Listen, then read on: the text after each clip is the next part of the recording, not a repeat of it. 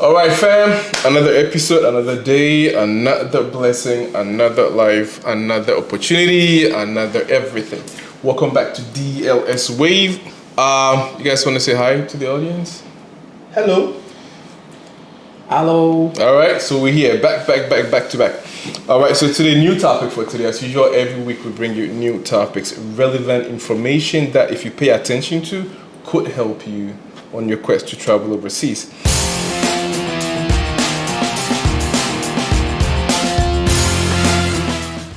All right, so what we're going to discuss today is about people such as ourselves going back home, but then we go and then, spread, right? Yeah. We call it spreading back home, right? You bring some cash with you, people look at you, they're like, ooh, right? He's the man. Boga. But most times it's not as lavish as it is here, because life here is not as easy as most people come back home and they let folks think everything is pretty easy, or as we say in Ghana, right? Money grow on trees. Here it doesn't. It's a tough life. We all go through it. The winters, the summers, the job offers we never get, the opportunities that passes us by for multiple reasons, right? All right, so who's going to be our first panel to jump into the boat? I think we go to S. All right, that'll be the government check. So what do you think? What is the initial question? Yeah, so the question is, why do people go back home and they make, the local folks think that life is all great outside of Ghana? The truth is, it's an individual thing. Mm-hmm. I, for instance, my people, I always let them know, man, easy. Yeah. Even you can look at me as a brother and you think, quote unquote, I'm a bit successful. Yeah. Abroad or abroche, it's like abroche. Abroche is like has blessed me, which to some extent is true. But within that blessings, there is what I call hustling, and difficulties, challenges, and being who I am. I always let them know this and this and this and this is what I've gone through, and I know people are going through worse challenges. Yeah. So if, let's say, a friend of yours is not able to send you $100 or $50 you ask for, it doesn't mean they are being chiseled, or a penny pincher, or they just don't like you anymore, or they don't have you at heart. It is that people are going through real life, like real life circumstances. It's the difference with that is people in Ghana, we see what people go through easily because we know them. But when you are going through those kind of challenges in that place, the country in which you find yourself in, nobody knows you, and nobody can see from the distance. So I always let my people know. But for me, it shouldn't be about me.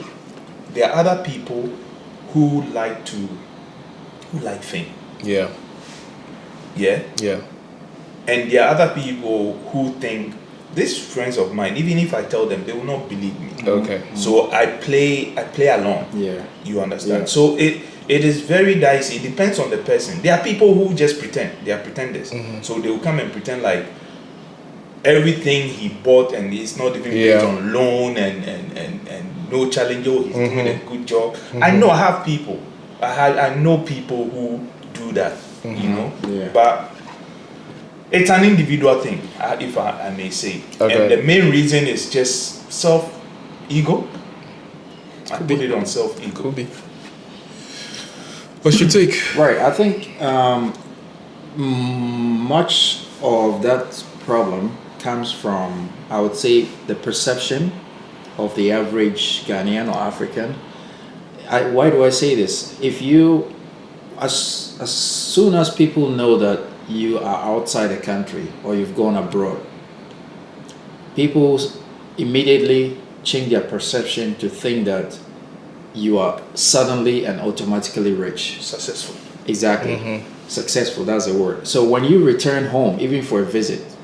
and you don't show that you have money, You l'argent. don't show that level of success. Exactly. L'argent. If you don't show that your traveling has been beneficial, Yeah. and you become better, at least financially, than the people you left behind at home, which in many cases may not even be the case. Sometimes you find people you left back home doing better than you who's Exactly. outside. But because of that perception, if you don't show it, people will suddenly start to look down upon you, because they'll look down on you because they feel like your going was useless, like other people have made it and you haven't made it. And you Exactly. Exactly. So you find people maybe abroad, he's wearing like $20 shoes, but when he's going home or she's going home, they go to buy $100 shoes, because you need to show to everyone that you've gone abroad. So I think sometimes it's not the making, or it's not that the people who are outside want to go home and show, but it's just because of the perception people have back home of them. They need to, like you said, fall in. You need to behave as people think you should behave when you come from abroad, which in actual fact might not be the real situation you are in. So I think it's the perception that makes people spread, like spend money aimlessly when they get home. Before you tell us yours, in your presentation, I find it difficult because it has to do, that is why I said it's an individual thing. Yes, the perception is there. The perception will not never change, because yes, we see definitely sitting in the plane is better than sitting in the trotro. Yeah. There are levels, you know. Yeah, So the moment you've been able to sit in a plane, gone somewhere, it comes with its demands and challenges. Right. Yeah. But it is up to you, or onto you, for you to control the narrative surrounding that kind of perception. Yeah. You know, so with the question here, why do a lot of people play along? That's a good question. Right. Okay. I think it's And the question, and let me top up. Yeah. And do you do that? Oh, you mean do you play along? Do you fall play in? along? Right. Okay, you want to go first? Yeah, I really don't, but I think it's more of a psyche thing, like you said, right? It's been there for so long, it's so difficult to shake it off. It's difficult to go home and be like, just do your own little thing and just leave, right? Yeah. Because you got to spread. People think you just came from abroad. It's like the crazy part is like you even invite them out and they're expecting you to pay. Right. But actually, that is in our culture. Yeah, but I get that part. Yeah, even if you're home, right, you invite people, you yeah. can pay. But that expectation is actually, it gets higher, right? Because it's like if you go back home and you take people to like, the wayside watch a seller, right? They're gonna be like, Yeah. Charlie, be chisel. Somebody drop from your Kiwi. But Yeah, you can't know exactly. Chop go back for them. Yeah, exactly. Right? They're expecting you to take them to maybe what do you call it, Holiday Inn or somewhere a little bit more like elite. So I think I'm not really sure if it's ever going to change. But that comes to my next question. Before you tripped out of Ghana, right? Did you also have the same vibe, the same expectation from people who go overseas? Because then we have to know that. No, it's a thing with everybody, not just some people. I didn't. That is why I keep saying it's an individual thing. Yeah. I don't think it's a good title for people to think you are a snob. I don't think so, but sometimes it's needed. And because I tend to be like that, I don't like putting huge responsibilities on people. So when you come from abroad and I'm a friend of yours or a cousin of yours, and you call me, oh, bro, I'm in, I'll come and see you, definitely. My father has come, I'll go to see him. Yeah. And, oh, I have this and this for you. Okay, thank you. And for me, it ends there. Okay. You understand? Yeah. Maybe I'll go a step further if I have other plans. And I'll just, oh, this is my plan, and it is not a demand, but it's a plan. Oh, you mean a plan for help? Maybe they can help you to get something done. Maybe I also want to travel. This is the link, blah, blah, blah, blah, blah, blah, blah. And this reminds me, I'll tell you a story. My auntie came from the UK, and she wanted to get me out of the country, to join her, and then later the daughter will follow. She's the only one living there. And that time, I also wanted to travel. Yeah.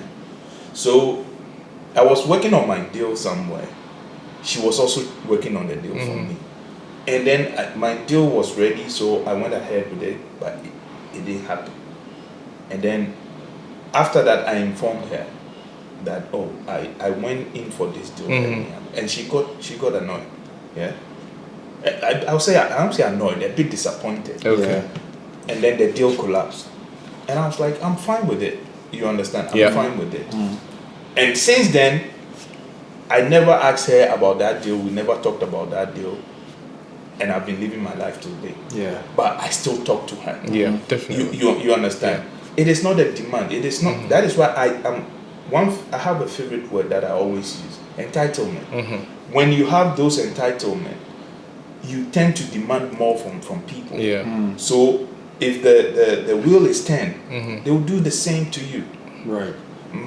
Anytime I've gone home, I've met people and they're like, "Did you really go to Abroche, or did you really travel overseas?" I was like, "Why, do you expect me to carry plane when I'm walking on the street?" No. Yeah.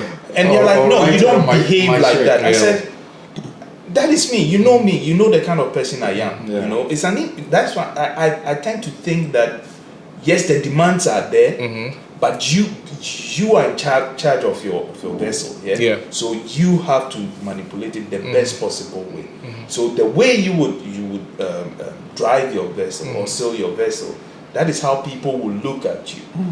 And that is why a lot of people tend not to say a lot.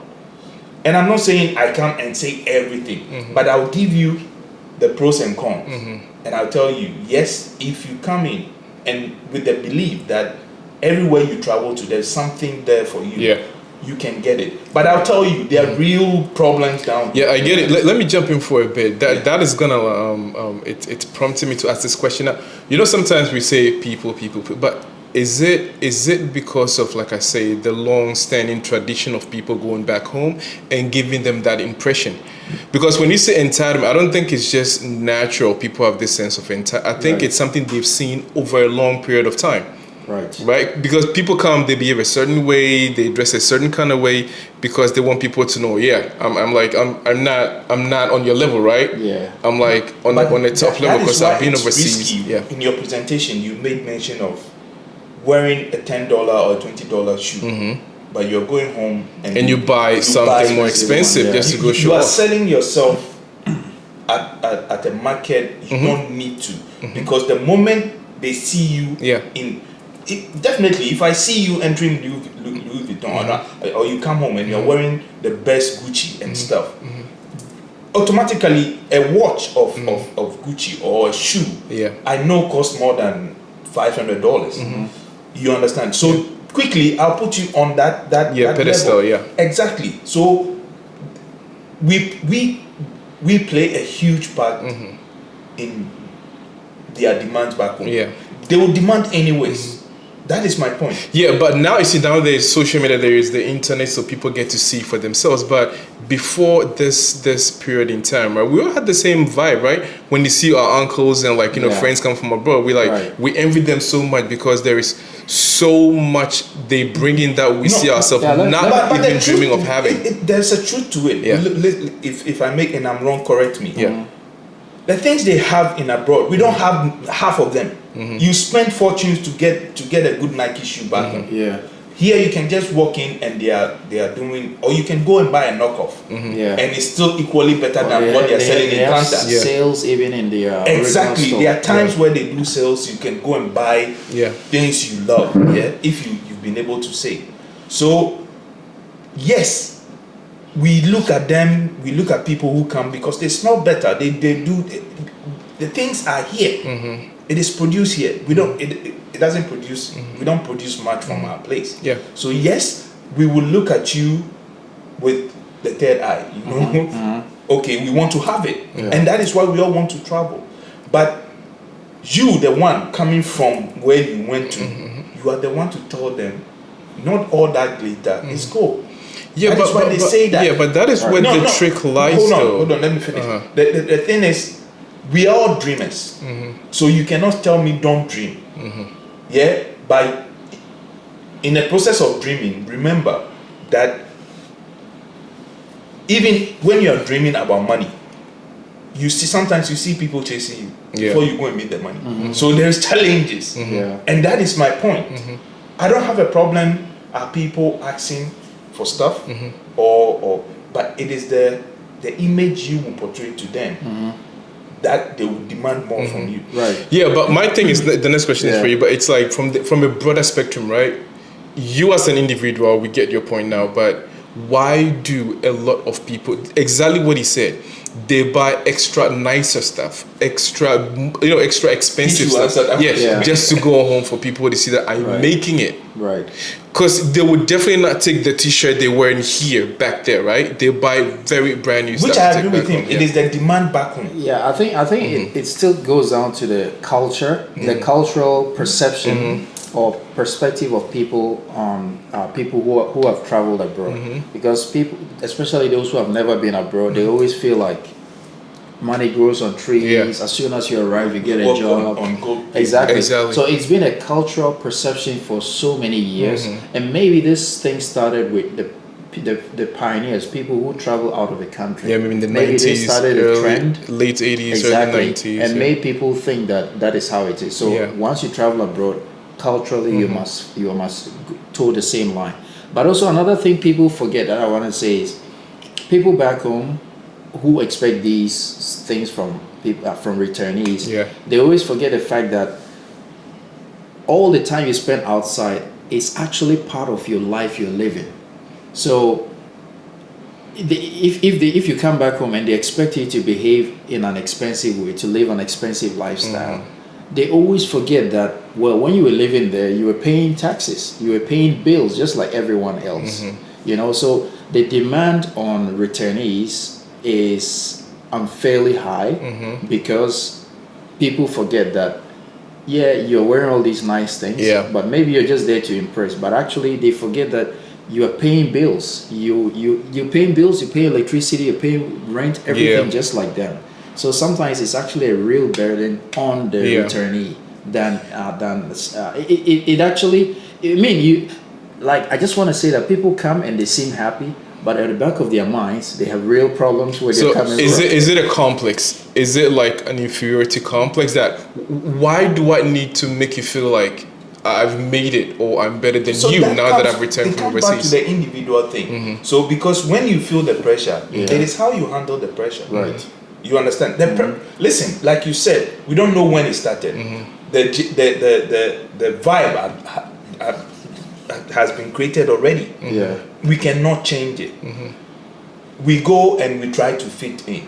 So like I'm saying, how many times have you gone home?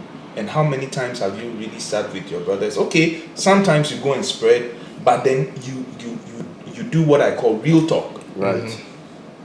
You understand? Yes, this shoe I was able to give to you because we buy in seasons and this and that and that and that. How many people really sit and don't get me wrong?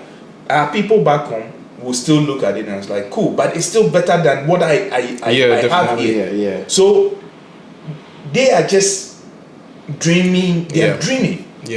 You understand? It is you have to tell them that listen. Yes, your dream is good. If you have the opportunity, you come. But these are the key challenges.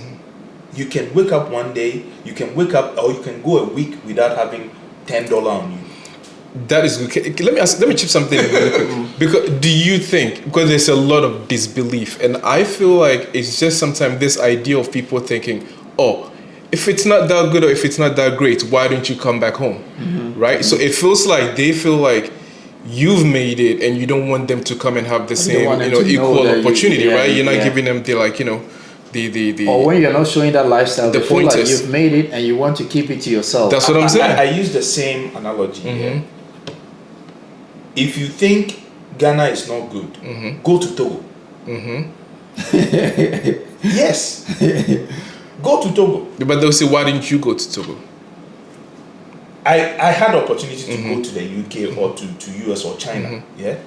You've not had the opportunity. And I keep telling you, it is not easy. It is difficult. you don't know my part, so you cannot tell me if I think it's not good, then I should come. Okay, you are also in Ghana. You are facing challenges. Yeah, you are facing serious challenges. Yeah, most definitely. Walk to Togo, because Togo is just the next border. Yeah. Let me add this. I think we can also, in terms of why people behave that way when they come back, we can also maybe try to make a slight comparison between, let's take a hypothetical American who has traveled to China and a hypothetical Ghanaian who has traveled to China. Most likely, I'm not saying 100%, but most likely the one coming from Ghana to China is coming for economic reasons. And most likely the one coming from the US is coming for maybe touristic reasons. So if we, which is not always the case, but if we take this as hypothetical cases, when the American comes and returns to the US, the person will be envied by friends and family because, hey, you've traveled to Asia. You've seen Chinese Kung Fu. You've seen the temples. That is amazing. But for a Ghanaian, when you return, what is the first perception? What did you bring? You know what I mean? So people are going from other countries or continents. They travel to go and simply get a suntan. And the average traveler goes to see Chinese culture. This is the mentality, general mentality they have. But back home, the first thing they're asking for is, what did you bring? What job are you doing there? So I think it all goes back to this cultural perception that once you travel across the borders, it's for economic reasons. So like we said, it's still the cultural thing. Like that's just how people think. You know, I mean, like I said, a lot of people are coming even from the West for economic reasons. But generally, in Africa, once you cross the border, everyone back home thinks it's for economic reasons. So when you come back, you must show. Whereas the general perception in maybe Western countries is, it's not that. Like people don't even need to buy, they don't need to buy gifts for family because that's not what they want to hear your experiences. What did you see? What did you hear? But back home, it's nobody cares about your objects. experience. Yeah, exactly. They just want to see what you brought. You should be able to, so build a house, bring cars, bring this. And that's the thing. When you come from abroad and you're not able to build a house, you have been a total failure. You're a failure. But maybe my life there was excellent, and that's what I wanted to live. But people back home are expecting you come and build a house, come and do this. Yeah, I had a candid call with my brother like I don't know, a couple of months ago, and it was the same problem. He had this, I think it was a classmate, who was trying so hard to go to America, right? And he was telling him like, listen, I'm going to be very honest with you. Most people who come back home, they do not tell you the truth, because it took him probably 2 or 3 years to find a job. It's not easy. And sometimes you go also and people you meet there, right? They try to make you feel like they try to make you feel small because they've been there 10 years, whatever years, right? But then it's like as you grow and you learn, you get to understand that they're not all that. They're all going through the hustle and the struggle and everything. But the problem was this guy was so adamant. He was like, oh, Abi, you guys, there you go. I so know you guys, they talk, exactly. You want to discourage us, blah, blah, blah. But it was like, no, I'm here now. I was jobless for 3 years. So the question is, why the disbelief? Why is it when you're being honest with people back home, they just feel like you just don't want them to get to where you are? It's just, they are blinded by the fact that they want to get out from the system. Okay. And frustration, right? Number one. And also inferiority complex plays a role, quite simply. Because it's the honest truth. Most Africans, we have this inferiority complex where we think that everything foreign is better. The best. I worked with this Dutch priest who always told me our farmers are stupid. And he was using the word stupid not because he was being insulting or sarcastic. But that is a Ghana he thing. lived 50 years in Ghana, so he was basically Ghanaian. And he was telling me when he came to Ghana, the same system of farming that he saw farmers doing was the same thing they were doing after 50 years. And he's from Holland, and it's like when people mow their grass in Holland, farmers are scrambling to get the grass because they need to prepare hay for winter for the animals. But in Ghana, what happens? Someone has 100 cows, and he waits till the dry season, and then he has to walk them far, like 20 kilometers, just walk the cows to go and graze somewhere and walk them back. That's why we got all these Fulani guys heading cows and stuff. It's like, that's very stupid. During the time when there's grass, you can cut the grass, save it. When the dry season comes, all you do is sprinkle sugary water on it, and the animals will eat it, and it's the same thing. You didn't go anywhere. So it's like, we always feel like whatever is foreign or whatever we can learn from somebody is what can make us grow.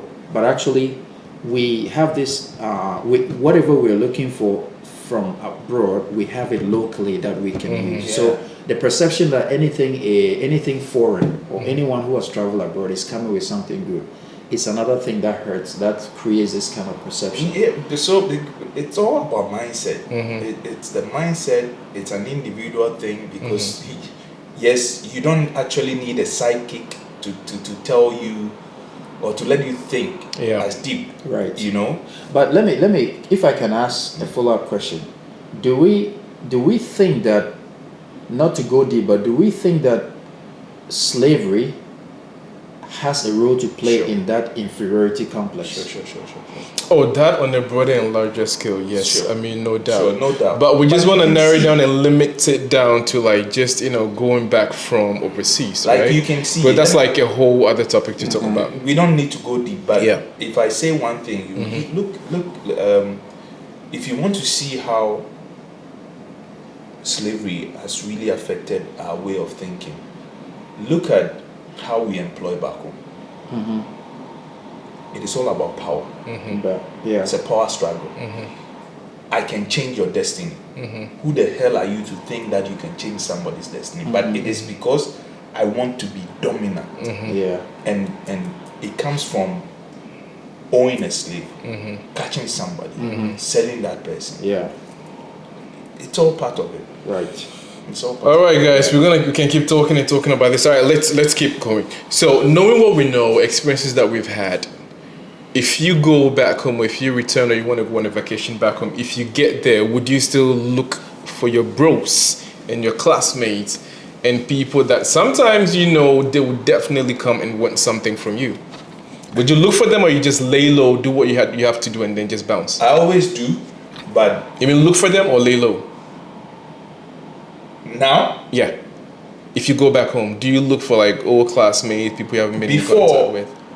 Before, I would have looked for them, But now, something happened in 2018. Okay. I went home, and for that 2 weeks, nobody knew, only my brother, none of my cousins. And truly speaking, during that period, none of those quote-unquote friends, nobody called me or sent me a message, oh, how are you doing this week? How are you? And I spent 2 weeks in Ghana. They knew you were home. They knew you, or they did not know. Okay. I was there. I did what I have to do, and then returned. Bounced. Okay. So I was like, oh, actually, these people can actually live with or without you. Yeah. When you come and you don't see them. Right. I understand in Amamreni, you understand, it is a tradition where you go, you travel, you come back, you have to let people know that you are still alive here. But in this modern era where social media is, it is easy. It's easy for you to tell who the real friends are. You understand, because it is just a hi, a hello away. Right? Just a second. The moment you pick your phone, hey, bro, I've not heard from you. How is life? Blah blah blah blah. So that is where we go back to the first question. They look at you as a deliver of all their certain dreams, right? All their problems, all of you them. understand? Yeah. So they don't really, okay, if he comes, he has to come and see me. No, it is not. I'm not entitled to do so. Yeah. You understand? Yeah. So that's basically it. I would lay low this time around. Right. Okay. I think for me, I would say I've done quite well. Usually when I go home, I have like 1 or 2 friends that I used to roll with before I came to China, and the one that I usually meet, he's not even in Ghana at the moment. He's in Germany with his family. So in the last few times I've been home, it's always just family. I have a big family, and that one I do. I have to go visit everyone because it's not good to visit a sibling and you don't visit the other one. But when it comes to friends, I only meet like one or two who are really close, and that's it. Yeah, I also think we have this culture of just asking people for money, right? Yeah. Which here it would be super, super weird. It would be super strange to just ask. It doesn't matter friend or whatnot. You have to be super, super close. Yeah. Because I've seen some videos on Instagram. I mean, on and off. You know Nana Banamo, right? Yeah. We all know this lady. Most of us follow her. The And I've seen her in journalist. like cars. People walk up to a window and they all want something from her, right? And it's Yeah. like so blatantly open. Yeah. It's like, oh, Mom Bibi Academy. And it's not even just that, right? I've had the same experience. I don't know about you guys.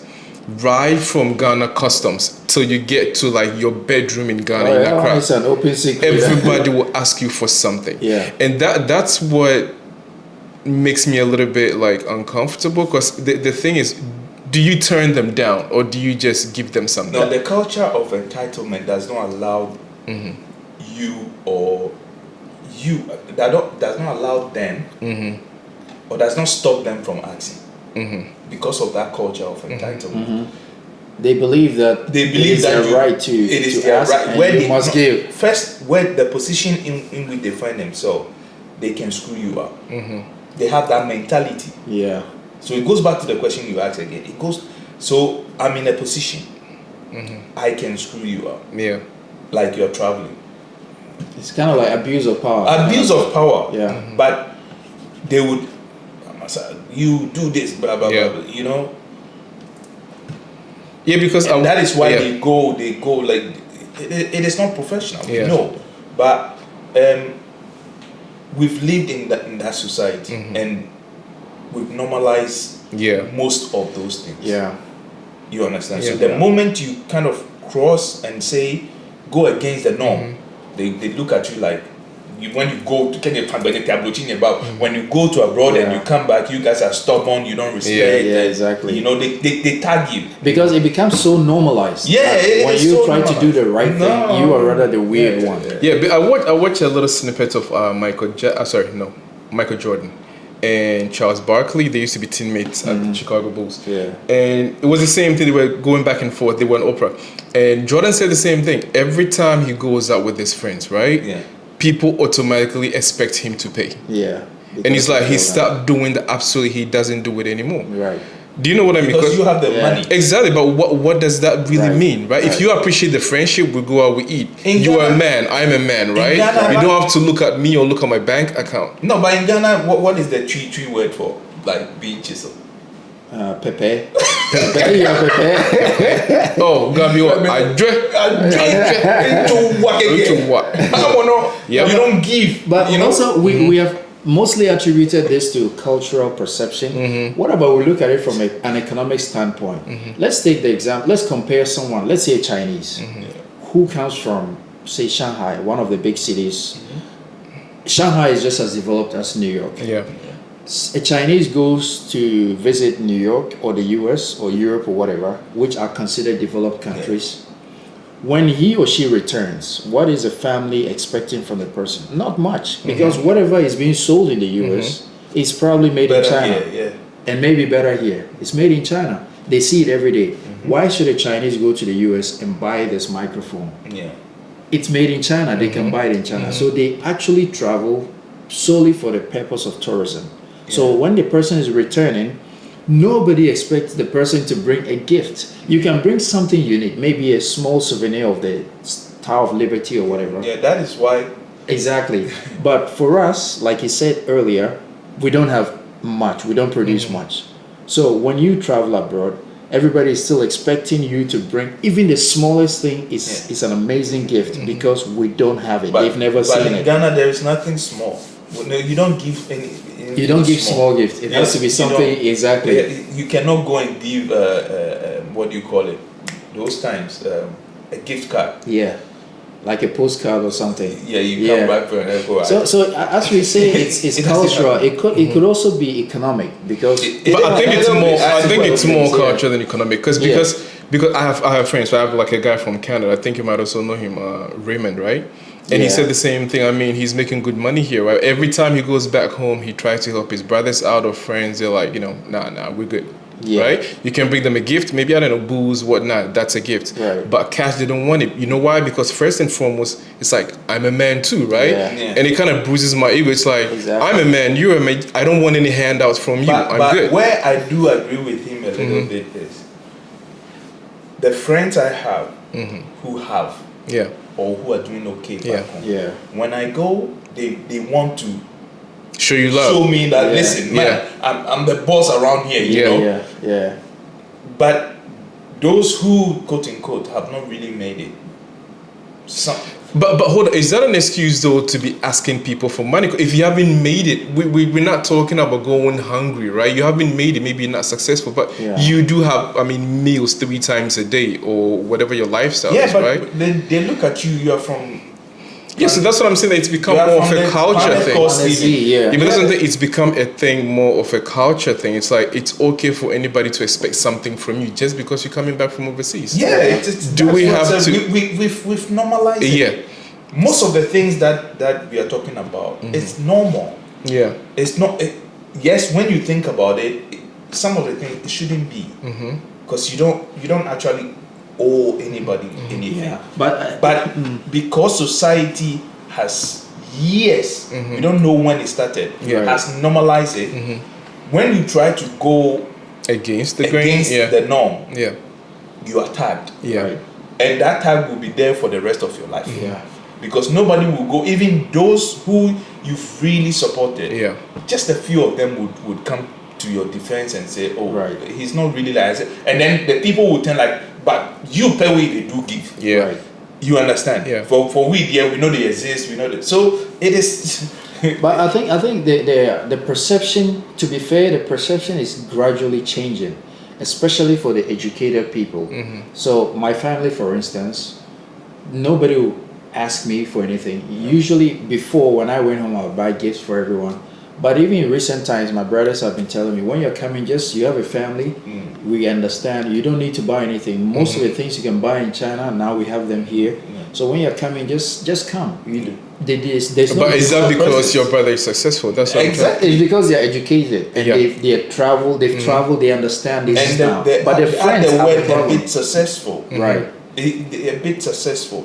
The truth is, the economic side is part of it. Right. Because when you're doing good, like my uncle would tell me, come home. Yes, he keep telling me I should come home. Yeah. If I feel tired of this place, just come home. Yeah. I'm not saying he has fortunes, but he's okay for us to. And that's because he's educated, he's quite successful, Yeah. and he understands that He you can keep make telling it me, anywhere. just, Yeah. just come home. But those he, who- he has a lot for us to do anyway. Yeah. So you come home. Exactly. All right, let's flip the other side of the coin. If it's because of like economic reasons, like you're saying, or economic factors, okay, cool, I understand that. So, don't you think you actually kind of like, I don't know, so to speak, flaming the fire when you actually keep giving, right? Are people going to be motivated to do things? Let's say like provide services and make their own money, or go out there and struggle for their own little coin. Right. Because they know it's, hey, I got Steve in China, right? Every time I ask him, he gives me $200. I got my uncle is in the States, he brings me this. Or you go back home, you give him like $300, right? Would that motivate people to get out of their comfort zone I think that's where- and come up with ideas and I think- services to make their own money? I think that's where we need to start to have a change of behavior. or a Mindset, change- yeah. Mindset, Yeah. So going forward, I think the advice that I would give, the problem is there, but I think what we can do in our own little way, especially those who are outside, is to start to change that perception by like the biblical way, showing someone to how to fish and not giving the person fish. Yeah. So if someone is asking you for physical cash, Yeah. I would prefer to ask you what I can do to help you to get out of your situation. That's good. But usually, like I'm saying, they don't really Yeah. come out to say, oh, can you give me money? Exactly. It's like, oh, Charlie, when you me fine, kakra. Like, when you me fine. They put Yeah. you in the corner Right. where most of the time it is hard to really talk the Business or talk about Right. details, and, yeah. and most of them you can also tell them go and bring me your business plan, which they have none. Yeah. and they will never come Oh, but back. still, that's on a different level. But I'm just talking about Charlie when you may find Charlie when you may Yeah, that is find, what I mean. Like, But this is fine, like just something. If somebody yeah. say, Charlie, Femo me fine. Yeah, Femo me Charlie, fine, get yeah. me something. Yeah. Yeah. I need some help. Yeah. Oh, Charlie, I for pay somebody. Yeah, those things Yeah. does not give room to be asking for. But I think we have to be really honest with them. Like you just tell the person Exactly my point. I'll just be honest with you. Look, this 300, 500 I'm going to give you cannot help you. It cannot solve your problem. It's probably going to be finished today. Tell me what you want to do, and let's put heads together. That I'm willing to do to help you to set up something. But for some yourself. of those people are already working. Maybe the job is not really paying as much. It's still the same thing. If it's not your work is not paying as much, it means you have to do something else or something extra. Yeah. So meet me halfway. Tell me what you can do. That I can help you, and I'll tell you point blank. If you have a plan that I think is worth it, I can help you to set it up.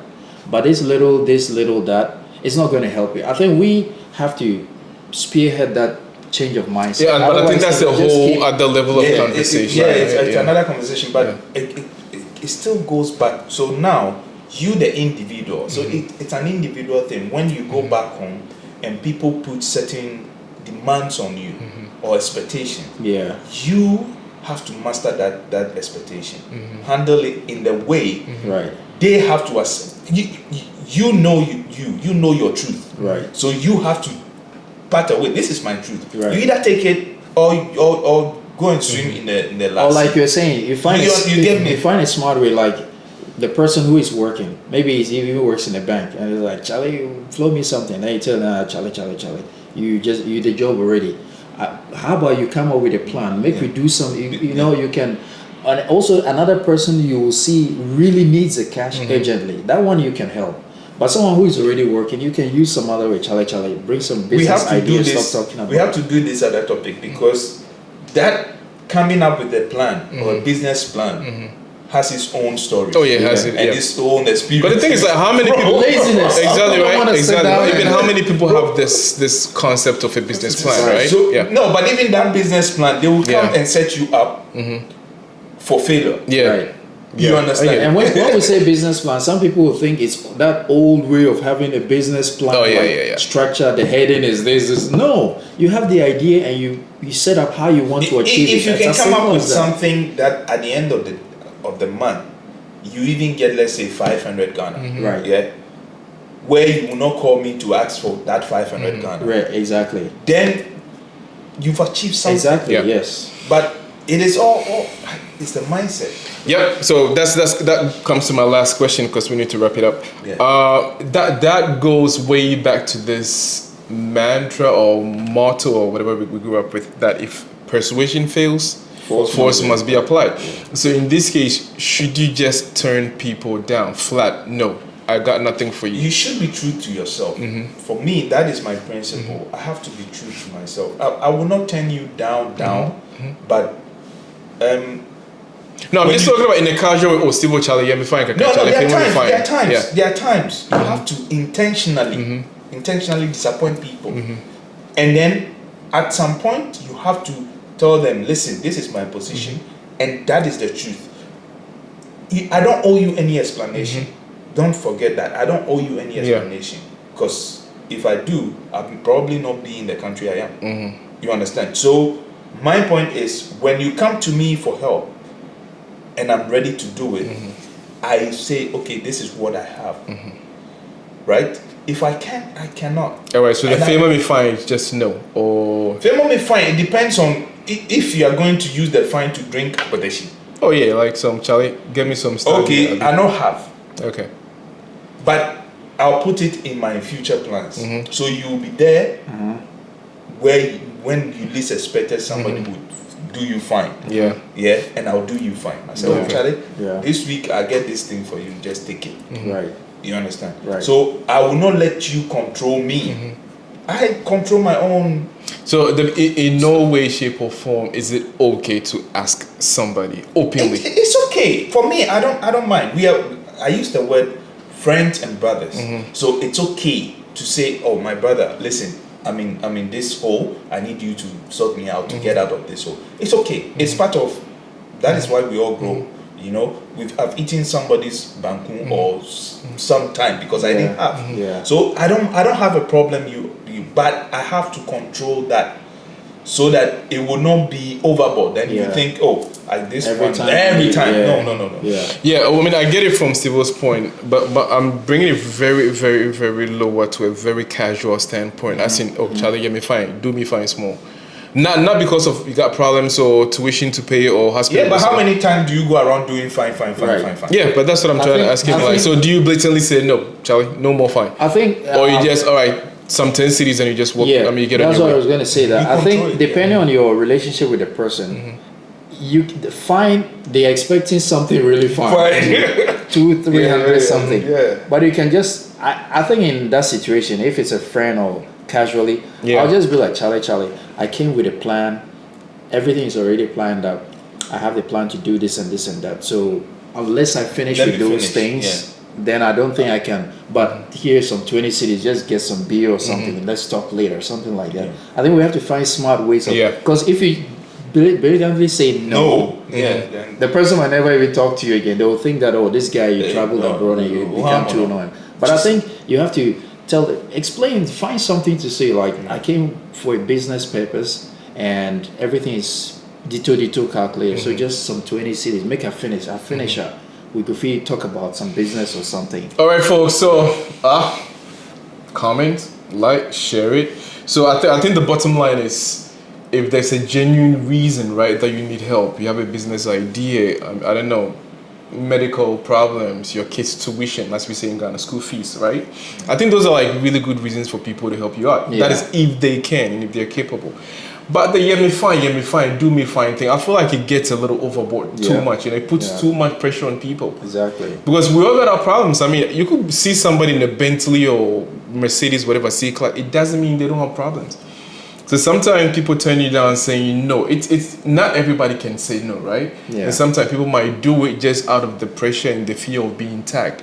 So I think as a nation, as a people, we have to tone it down, like way down. Yeah. They get me fine, do me fine. It's too much. Because the truth is, the cousin you see in a picture where he's standing by a Rolls Royce or a Mercedes or you don't even know if it is, right?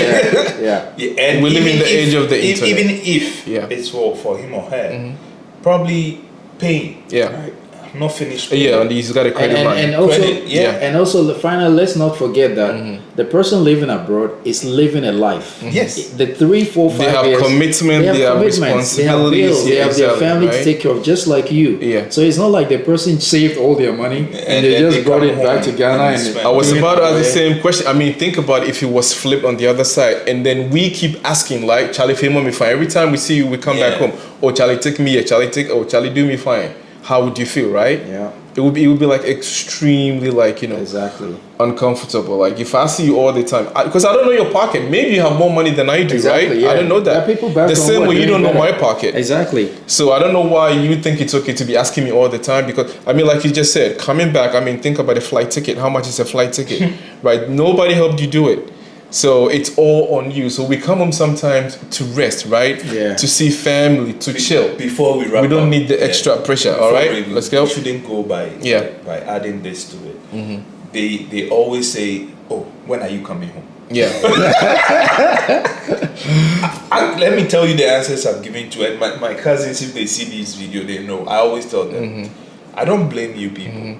I blame the poverty around the family I'm coming from. Yeah. Because families that really have money and they miss their wards or their cousins and their aunties, they just call them out of the blue and say, "Auntie, I bought you a ticket. I want us to meet in, let's probably Dubai or come home, or let's go. I want us to." They plan your vacation for you. They call you with a ticket in hand. But all of you keep telling me, asking me, when am I coming home? Exactly. Just to waste a lot of money to buy my plane ticket. Lose a lot of sleep. Come home. The little I've saved, they come and take it from you on top. Yeah. So I told my cousin, I would rather use the money that I used to buy the ticket. I'll save it. When you guys come for your Fame Me Fine, get this for me. help me buy this. Yeah. I'll use the ticket money to buy you those things. Yeah. So you can feel Yeah, let's wrap it up. See. Excellent point made. So just like we said, buying even a flight ticket to return home is not easy. Sometimes you come with family, right? Imagine you got a wife, you got 2 kids. Everybody needs a ticket. 18-hour flight, and then you come home, you feel like $1,000 in Ghana cedis. but that's more than it's more than It's more than that, $1,000, yeah. right? It's more than $1,000 for one person. Yeah. It's round trip. almost 1,005. Yeah. So you have to think about all these things, and you come home, you just feel like you've been working, you've been like hustling. You want to come home and what? Rest a little bit, like eat some local food, just chill. And then it's like all these pressures, they really do add up, and then it doesn't really make you feel like coming back and like as frequently as you want to. Yeah. So guys, like we said, we thought about it. You comment, like, share, subscribe. Anything else you would want us to discuss? If you have like opinions or suggestions towards our discussion, welcome. All right. So until next episode, Abananya. see you on the other side.